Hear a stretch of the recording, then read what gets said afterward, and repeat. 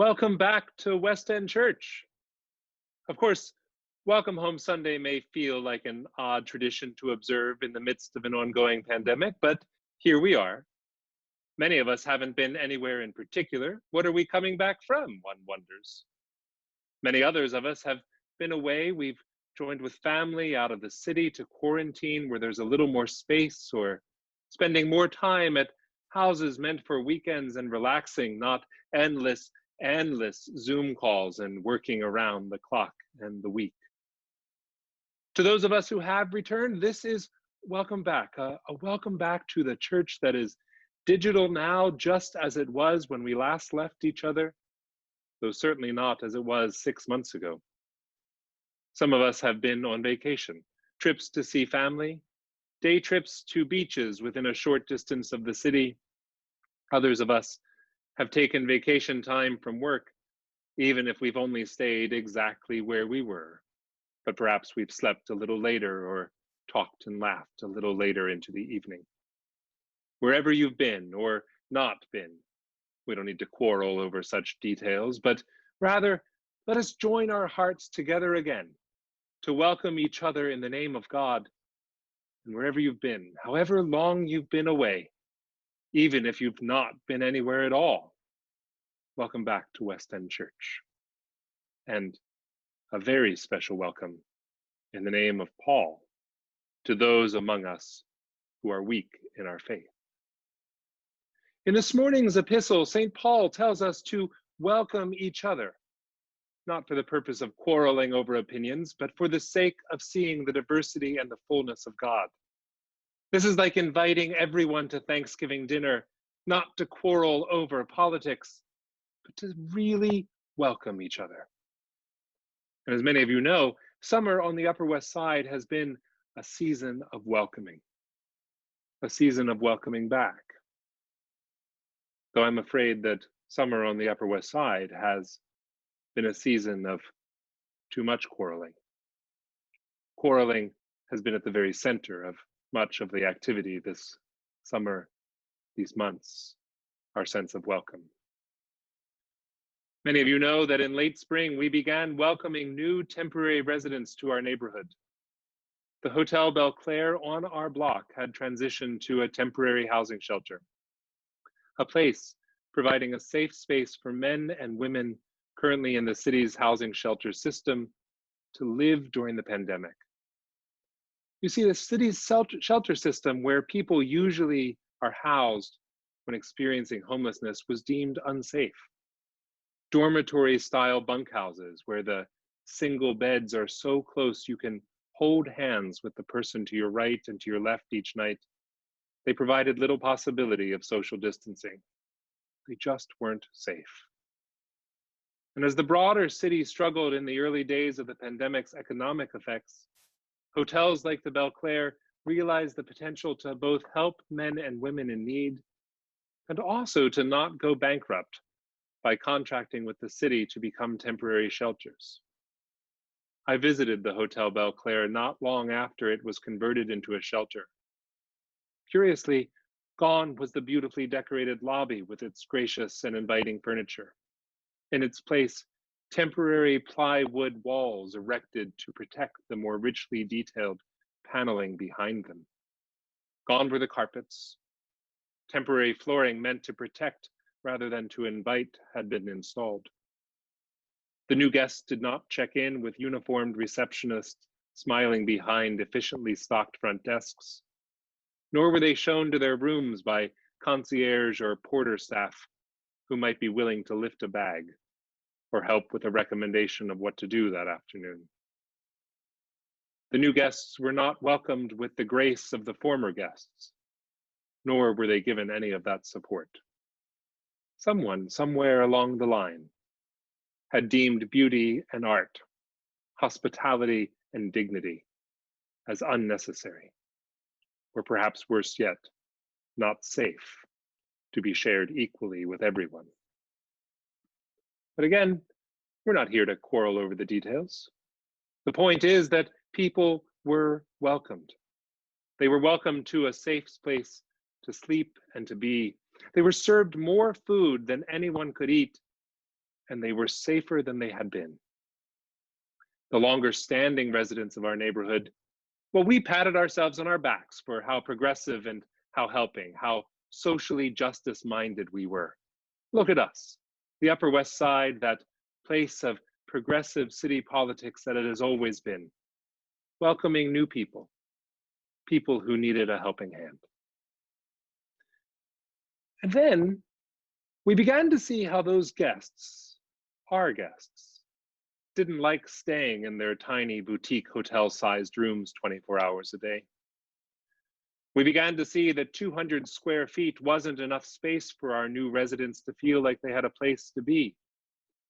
Nor was it any space for enjoying the lengthening days of May and June, the days when the weather was getting warmer, when there was hope, when there was something that indicated there might be something more on the other side.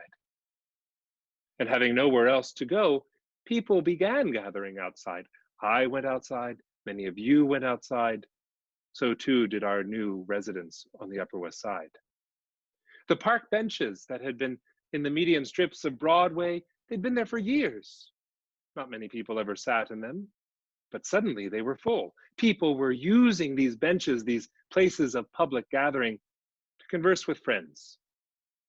Our church steps, too, they were a place of a nightly block party by people just like other people who were stressed and overwhelmed and hungry for a bit of normalcy in the midst of such emotional upheaval.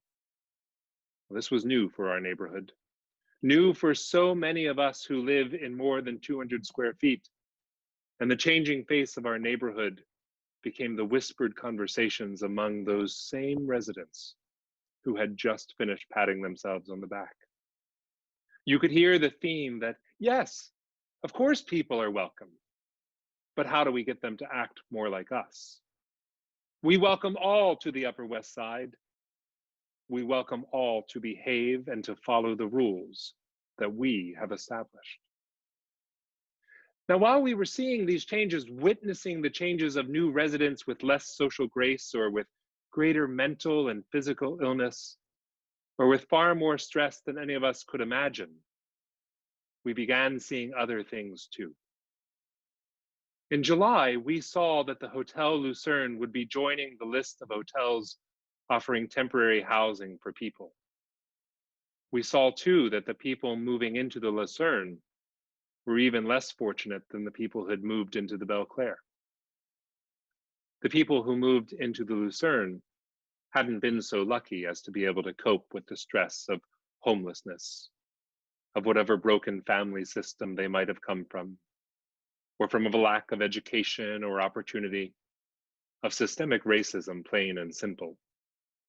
And they had, at some point, turned to substances, alcohol or drugs, it doesn't really matter, to ease the pain and to provide some comfort to their minds when nothing else was possible.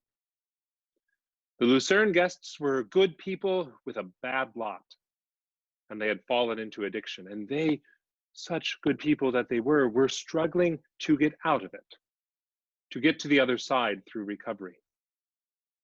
Now, people struggling to recover from addiction, what strength each of these men and women possess, and what hope must they have for how they may even still, even from the darkest of depths of their soul, how they may still make their lives better.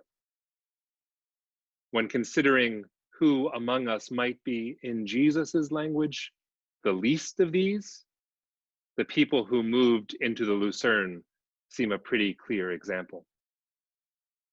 Now, what we saw in July and August and into September was that this was getting to be too much. The stress of a pandemic on all of us was wearing on our social grace and our pleas for justice. Yes, people deserve shelter and safety. Yes, people should receive help to recover from addiction. Yes, our tax dollars should be used to create safety nets. Yes, we believe in these things for our society. And yes, of course, helping the least of these is at the core of our faith. We don't just realize, well, we hadn't considered that the least of these would come quite as close to those of us who might be more like the most of these. We like to do our justice work by going to a neighborhood in need. We like to do our feeding work during designated hours on a Tuesday afternoon. We like our lives as they are, or, well, as they were. And what we saw this summer and this past week in particular is that not only will some of our neighbors fight, but some of our neighbors will hire lawyers and form organizations and use all the white privilege we can muster, and that's a lot, to keep barriers between the least and the most. Barriers that know nothing of the reign of God. Barriers and divisions that have no truck with Jesus. Now, let me be clear. I do not take safety concerns lightly, nor do I relish streets littered with trash. And I have certainly come to believe that what we really need are more public bathrooms. And I, like many of you, work hard for the life I have. And there's no shame in wanting our children to grow up safely in a neighborhood with good schools and clean streets, nor is there any shame in thinking it's not so very hard to use a trash can.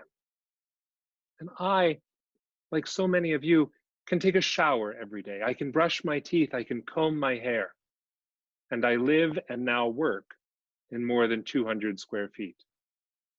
And yet, even still, I, like many of you, can say that the effects of this pandemic moment have certainly posed threats to my mental well-being from time to time. I've gotten down. I've felt stressed. There have been moments where my temper has been short. There's something about this moment that is taking a toll on us all. It's cost me something, caused me more stress from time to time, and every once in a while, sure, I've opted for comfort food when a salad would have been a better choice, but it's a stressful time. It's still a stressful time. And those of us with the most resources, the most mental and physical health, we know this in our bones. Imagine with me how much more this moment is felt by our neighbors who rank more like the least among us. St. Paul writes to a people divided over practice and belief, and I'm sure you good and faithful folks of West End, you can conjure many of the dichotomies you've read in his letters over the years, slave or free, men or women, Jew or Gentile. And today, in what we heard by Richard just a few moments ago, it's over omnivores versus vegetarians, Sabbath observers against the workaholics. Today, it's over which type of hotel guest we'd prefer and how long they'll stay. Today, we see it's about the neighborhood that was. The neighbors that largely left in the spring versus the neighborhood that emerged in its place. The neighbors who took up residence because they believed, naively perhaps, that when we said we welcomed all, we might have meant it. Today, it's about who we say we are versus how our actions show who we are. Now, despite gyms and restaurants and hopes and prayers, the pandemic is not over. We know this. And the ministers, elders, and deacons of the full collegiate church have come together to establish criteria for when we will gather again for in-person worship, learning, and fellowship opportunities. We are basing this decision not on any external government protocol, but simply on the science of safety and of concern for the least of these. We will continue gathering virtually until it is safe for all of us to gather again in person, which plainly means that we will not gather again in person until there are treatment and vaccination protocols that dramatically reduce transmission and death rates across the country and the world from COVID-19. Practically speaking, and so that we can all plan accordingly, this means that for now, the worship, learning, and fellowship opportunities of West End Church, along with those of our sister ministries in Collegiate, will remain virtual through at least the end of this calendar year. We have been here for 6 months. We will be here for many months still to come. God is with us. And today, we welcome each other back for several more months of innovation and reinvention as we continue loving God and serving each other in digital ways. The opportunities of this time are both hard and also the stuff for which we have been made. We have seen the effects of division, and we know more is coming this fall. Whether temporarily housed in our neighborhood hotels or banished to someplace not in my backyard, homelessness and addiction and a deepening mental health crisis and racism are not over. And whether you ride a red elephant or a blue donkey, whether you believe America is great and we should fight to keep it that way, or if you believe America is great and we have work still to do to make it better for all people and to welcome all people, there is a division. Whether safe at home or furious that we can't get out, we know what we have seen. We have seen the divisions and the quarreling with our very eyes firsthand.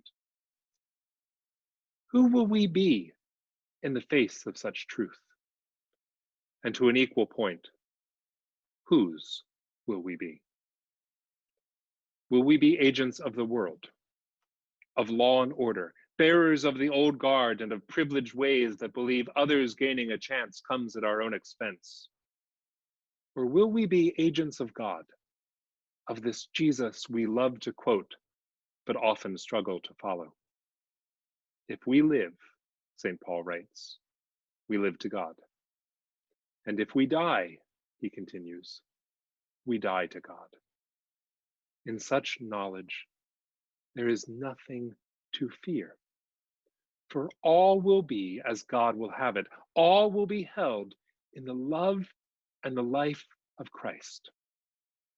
In our living, we belong to God. In the moment of our death, we belong to God. In all our comings and goings, our triumphs and our defeats, we belong to God. Who will we be with such a faith? Who will we welcome in the name of such an all-welcoming God? What might we see when we put this faith into action? In the name of the one who creates all, knows all, redeems all, and sustains all, beloved, and that's each of you, welcome back. The year ahead is nothing we could have predicted, nor is it one we could have known, but it is created for us all the same, created for the living of this very day, created because of who and what we are, God's. Welcome, all you beautiful children of God. Welcome, you who are weak of faith. Welcome, you who think you know it all. If you love God and you want to know Jesus better, know that you are welcome here, whoever you are, wherever you come from, just as you are. Amen.